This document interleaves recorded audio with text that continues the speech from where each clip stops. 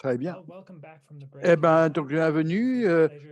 C'était un plaisir de voir tellement de visages, connus et inconnus d'ailleurs. Et je ne pouvais pas être là en personne cette année, mais c'est un plaisir de vous présenter ceci, c'est-à-dire créer de la valeur civique par la gouvernance des données et des données ouvertes. Je suis Nathan, je suis le coordinateur pour les connaissances Open North et je suis ici avec mon excellent collègue Oriane Gorse et nous sommes donc nous allons passer une demi-heure avec vous, ce qui nous réjouit particulièrement. Donc avant de continuer, je voudrais rendre hommage sur les terres sur lesquelles je me trouve ici. Pour des milliers d'années, ce fut les terres traditionnelles des Kurt-Wendat, des Seneca et des Mississaugas of the Credit. Aujourd'hui, cette réunion cette place de réunion est encore la terre de beaucoup de peuples autochtones et je suis heureux de pouvoir travailler et de vivre ici. Et c'est ici, après de cette approche, de travailler ensemble et de vivre ensemble, que nous voudrions maintenant parler de dire quelles sont les valeurs civiques des données ouvertes et ce que la gouvernance des données peut faire pour appuyer ceci. Donc, voici ce que nous allons faire aujourd'hui, très brièvement. Je vais parler un petit peu des 30 prochaines minutes. Ensuite, Lauriane va faire une description des innovations de l'écosystème à Montréal, sur lesquelles nous avons travaillé. Et ensuite, je vais terminer la conversation, la présentation avec une discussion des autres travaux que nous avons faits pour donc étendre cette idée de la gouvernance des données et tous les travaux qu'on a fait à Open North. Donc, un petit peu plus sur Open North, très rapidement. Ça a été fondé en 2011. C'est l'une des organisations de pointe au Canada à but non lucratif. Donc, sa gouvernance des données, aussi ce partage des données, aussi les consultations publiques. Notre mission sont nombreuses, mais ça comprend le recueil, la recherche, recueillir des données sur l'état de la transformation numérique au Canada, concevoir des solutions pour appuyer les municipalités où elles sont à leur propre transformation numérique, bâtir des capacités pour les appuyer et développer notre réseau. Notre vision ici, c'est d'appuyer l'usage responsable des technologies, de conduire des communautés transparentes, responsables et inclusives et de créer donc la valeur pour le bien commun. Et c'est là où notre compréhension de la gouvernance des données intervient. Donc, la première partie, qu'est-ce que nous avons ici? Open North a travaillé sur la gouvernance des données et les données ouvertes depuis un bon moment déjà. On a commencé à se rendre compte, on a appuyé beaucoup des municipalités, que les questions de valeurs et des valeurs surgissaient de plus en plus. Quelles valeurs sont sous-jacentes à notre stratégie? Quelles valeurs essayons-nous de construire? Et donc, on s'est rendu compte que ouvert, c'est aussi une valeur. Donc, on commence à se poser la question, parmi toutes ces valeurs qui se télescopent avec différentes parties prenantes, qui ont différents besoins et différents stades de mobilisation, comment est-ce qu'on comprend l'importance de cette ingéniosité de valeurs?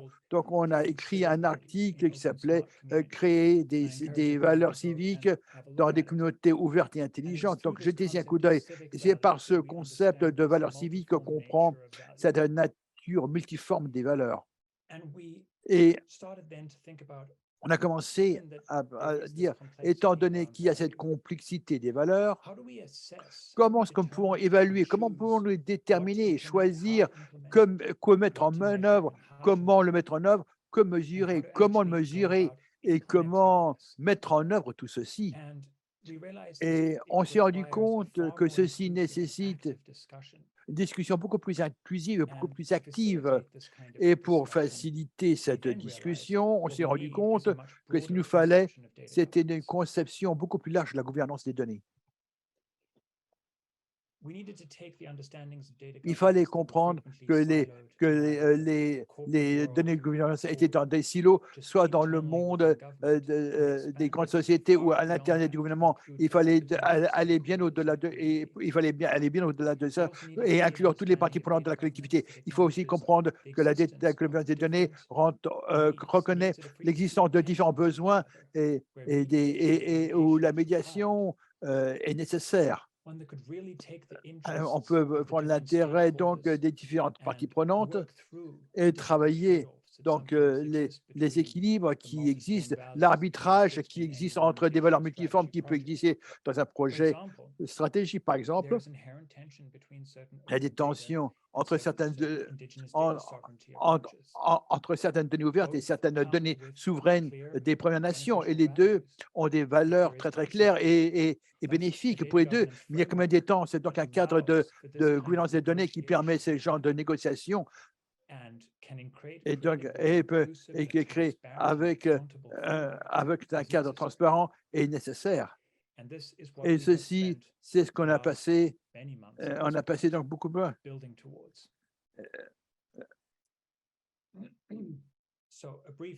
donc, une récapitulation rapide avant que je donne la parole à mon collègue et il va en parler de son projet excellent. Quand on pense de sa société du point de vue de la valeur civique, étant donné que beaucoup de projets ont des valeurs différentes qui doivent être négociées, donc il nous appartient de penser, de réfléchir aux actions qu'on veut. Mais comment est-ce qu'on fait ceci? Nous avons décidé que l'une des façons pour appuyer, pour penser de cette complexité, ce serait par une nouvelle approche à la gouvernance des données. Et quelle approche vous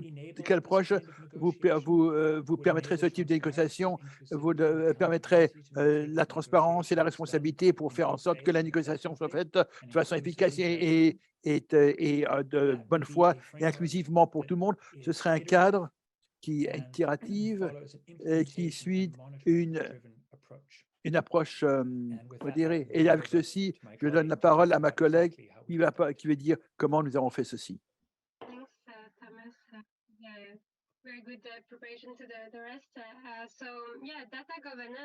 Cette gouvernance, et vous pouvez le définir. Voici, vous pouvez. L'interprète s'excuse, le son est très mauvais, elle n'a pas de micro, donc on va essayer de faire ce qu'on peut faire dans différents contextes. Peut-être avec le panel de mon collègue Marie hier sur les données, par exemple. Donc, on a travaillé sur la gouvernance des données depuis plusieurs années maintenant. Donc, j'espère qu'on peut passer à la transparence suivant. Et oui, on a travaillé 5 ans et en fait, on a commencé à travailler un guide et ensuite des travaux avec Toronto et la gouvernance des données et ensuite des rapports sur les partenariats des données en 2021, ensuite des données et aussi des présentations très intéressantes sur lesquelles on travaille. Et oui, c'est un secteur. Donc, ça a été à un certain moment et vraiment, il faut we had the opportunity with Montréal en commun to start working on that. Next slide. Yeah, thank you. So working on that in 2020, and we really developed very concrete tools that I will present in a very concrete way for Montréal en commun ecosystem. And my colleague Tom also worked on producing a on travaille à produire qui va aussi présenter vraiment aujourd'hui. Donc, en fait, on partage nos expériences concrètes. Il y a Montréal et tout le Canada et la transformation numérique. Donc, on va commencer avec Montréal et donc pour la seconde partie. Et Donc, une application très concrète, un petit peu de contexte. Je ne vais pas tout lire. Dans le commun, et c'est un système innovatif qui est vraiment une plaque tournante pour appuyer l'innovation à Montréal. Et ça a été très fondant de Challenge de Canada et c'est géré par la ville de Montréal. Donc, 16 projets donc, pour générer des données et notre rôle, il faut aider avec certaines valeurs qui sont alignées avec Montréal, avec valeurs de Montréal. Donc, le transparent suivant, vous verrez donc les principes pour la charte des données, la charte des données numériques. Et je crois que la plupart des personnes pour dire que ce sont des bons principes éthiques et le droit à la priorité. Donc, et attends,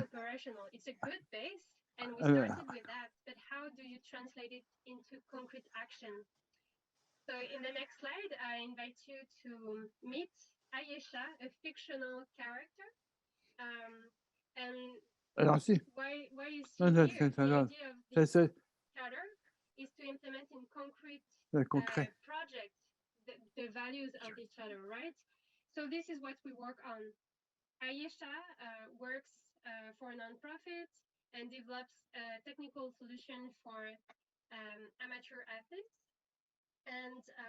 Et donc, on va dans le transparent suivant, ça, des données, par exemple, GPS, et que vous montrez un message par une banque avec ou etc. Et ils ne sont pas collectés. Et un objectif pour les athlètes amateurs pour essayer et ensuite pour organiser les courses. Donc, il y a une tension dans la recueil des données. Et donc, encore une fois, quand vous voyez dans la transformation, on porte vraiment sur le contexte, la réalité donc, de Aïcha. C'est une organisation à but non lucratif, a des objectifs stratégiques, par exemple, de développer cette solution technologique. Et ces objectifs sont l'objectif de la gouvernance des données. Et ils ont des questions stratégiques. Il y a au Québec une nouvelle loi, Law 25 to modernize, la loi 25 pour moderniser la protection des données. Et donc, quel est l'effet de la loi sur les projets et quelles données ont-ils besoin pour atteindre leurs objectifs stratégiques? Comment assurer qu'on utilise la plateforme? Ce sont des questions où on peut aider à répondre. Il nous faut aussi, un transparent suivant, de prendre en compte les freins, les obstacles qui sont réels. Et parfois, il y a un manque de ressources organisationnelles. Parfois, il y a d'autres priorités à l'interne. Et ensuite, c'est difficile qu'une compagnie, les organisations travaillent dans des silos. Donc, il y a des applications très réelles. Et avec la transparence suivant, comment est-ce que gouvernance peut aider avec tout ceci? Je vais présenter brièvement l'approche de la gouvernance des données. Donc, cette approche de gouvernance va aider qu'est-ce qui est en jeu et ils vont aider donc, dans la suivante, oui, et vous pouvez aller dans ce transparent-là. Donc, les données sont bâties. Ensuite, ça a été collecté dans un objectif, avec Aïcha, par exemple, quand c'est recueilli, ils ont un potentiel, une valeur potentielle et cette valeur pourrait être réalisée seulement si des décisions sont prises. Donc, c'est important aussi, dont il faut se souvenir d'avoir ceci à l'esprit. Et ensuite, on voit à cet stade suivant que ça vaut sur ces décisions et tous les facteurs qui influencent l'intelligence des données, qui influencent ces décisions qui ont trait aux données. Et ensuite, vous pouvez voir que beaucoup de parties prenantes prennent des décisions sur une base régulière et les organisations structurées, sous-représentées dans les décisions qui concernent, qui ont un impact donc sur ceci. Donc, à cette étape suivante, on voit que, comme on l'a dit, il y a une tension. Il y a en fait beaucoup de valeurs qu'on trouve dans les données et il y a aussi des négociations. Les personnes veulent protéger leurs données confidentielles et donc c'est une négociation. À cette étape suivante, oui, vous verrez avec beaucoup de facteurs qui influencent les décisions, beaucoup de partenaires, beaucoup vous pouvez des données, il n'y a pas de solution prête à l'emploi. Donc, ce que ça veut dire vraiment, c'est cet état suivant, c'est que la gouvernance des données, la décision est prise, mais ça doit être consistant. À cet état suivant. Donc, oui, encore une fois, comment on peut s'assurer que la vision de gouvernance est faite?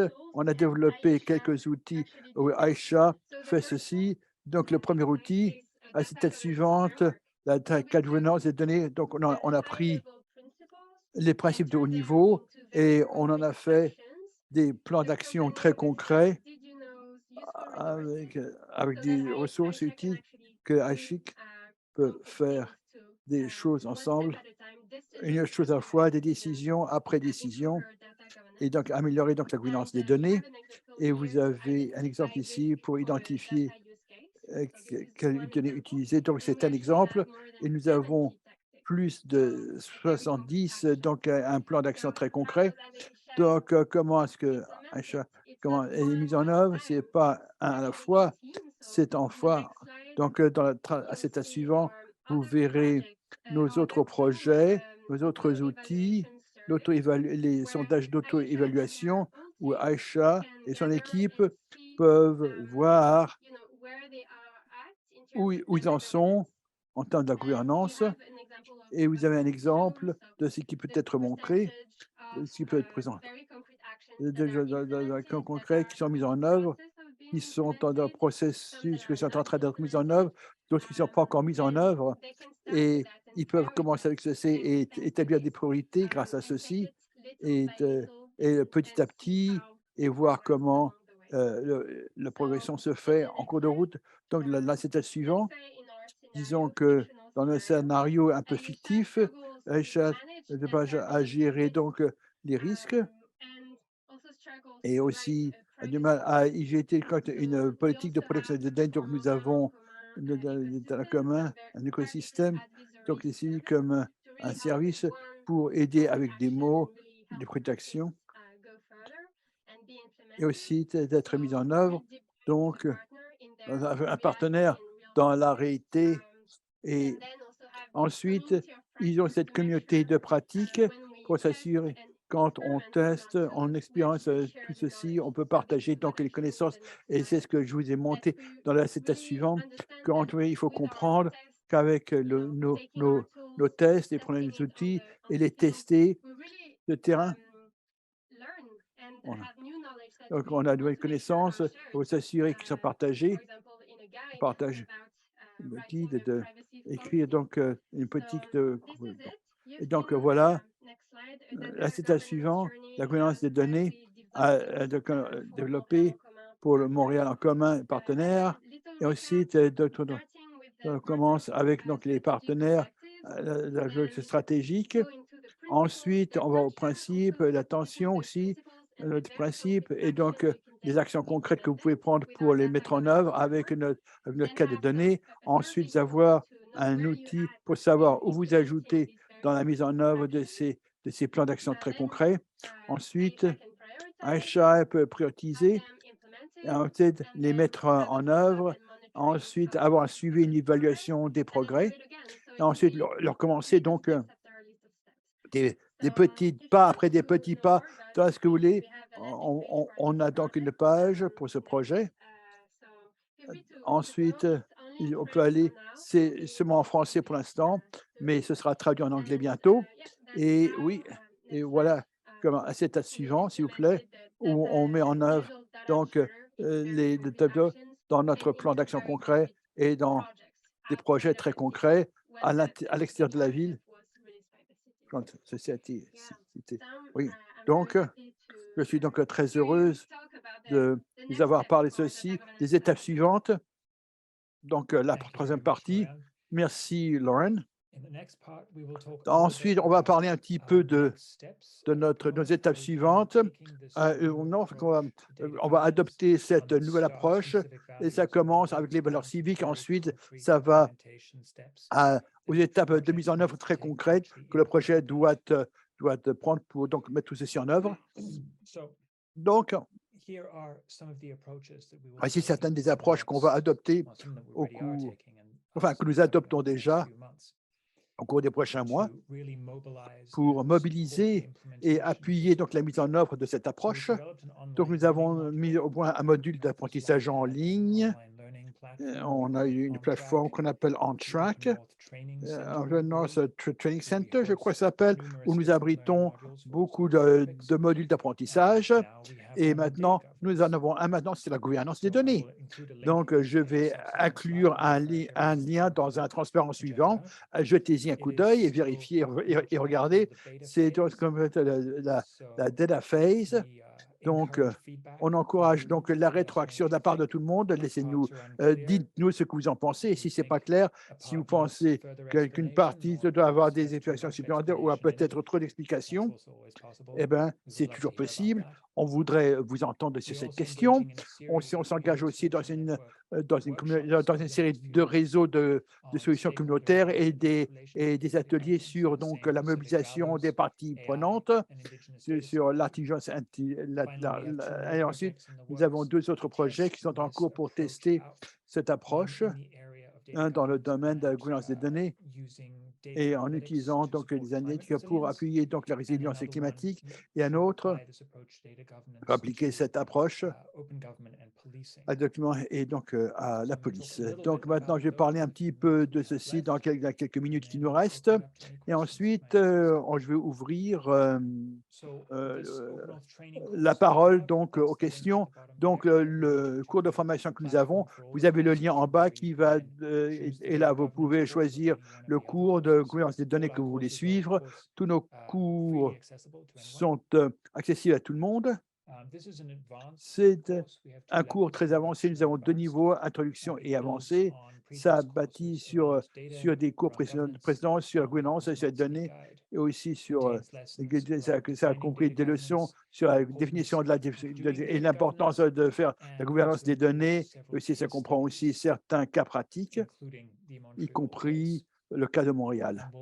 Et ensuite, ça va utiliser de la considération des valeurs, comme l'ouverture, comme valeur, jusqu'aux nécessités de savoir comment mettre en valeur tout ceci par un cadre donc de cadre de gouvernance. Donc, voici quelque chose que j'ai inclus pour avoir à quoi ressemble le cours, ce troisième module, et ça couvre beaucoup d'exemples de gouvernance des données.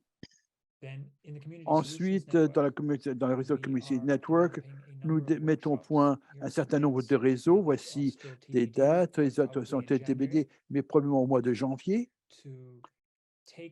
de prendre cette nouvelle approche et l'appliquer à différents scénarios.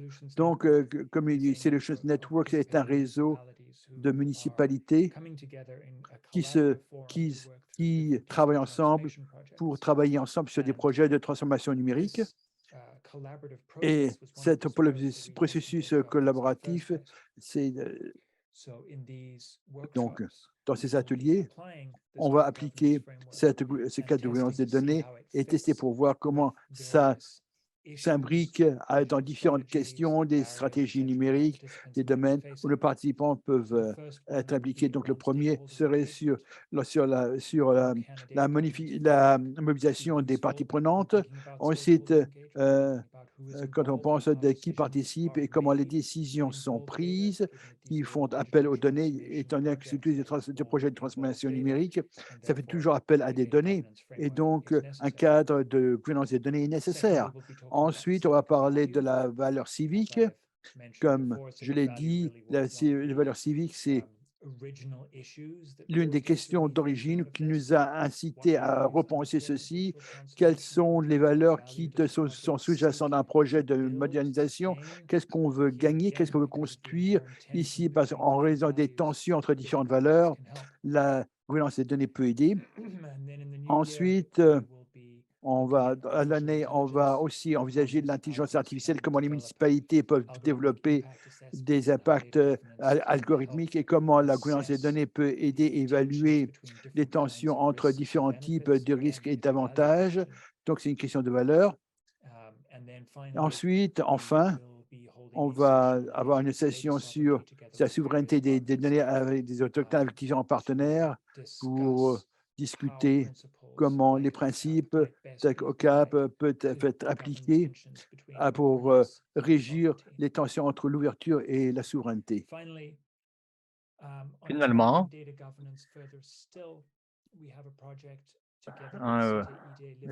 l'étape à venir de gouvernance des données qui s'élargit, nous allons penser comment les données sont utilisées pour créer de la résilience dans les systèmes climatiques, que ce soit de l'atténuation ou de l'adaptation. Qu'est-ce que ça voudrait dire un système complexe de données, la gouvernance des données pour la résilience climatique, que ce soit transparent et comment adapter nos outils pour aborder une situation particulière.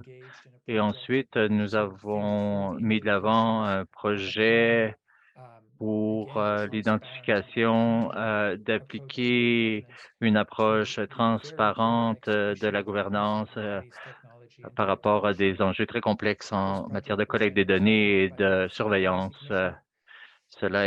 Projet est fondé par le bureau du commissaire à la vie privée et évidemment, il y a tout un processus dans les villes par rapport à la surveillance. Alors, sur ce, j'aimerais faire un résumé rapide, une récapitulation rapide de notre approche. Alors, qu'est-ce que ça veut dire penser aux données et à la société à partir de valeurs civiques? On parle des impacts qu'il faut générer et il y a des principes qui doivent guider la stratégie. Ils doivent être discutés spécifiquement. On ne parle pas ainsi seulement de gouvernance des données, mais aussi quelle est la stratégie, comment on la comprend et comment on conçoit un cadre pour la gouvernance des données qui peut le mieux favoriser ce débat et négociation pour arriver à un résultat profitable. Alors, évidemment, des enjeux de transparence, d'inclusion et de reddition de comptes dans la prise de décision qui doivent être ici inclus et pris en considération de façon à créer ce type de cadre pour, de façon inhérente, peut-être pas inhéremment, mais de façon avec réussie pour correspondre à nos intentions. Et la première étape est l'outil excellent que Lauriane vous a présenté antérieurement. Alors, voici donc le sommaire. J'ouvre le plancher pour les questions qui pourraient venir à votre esprit. Merci beaucoup.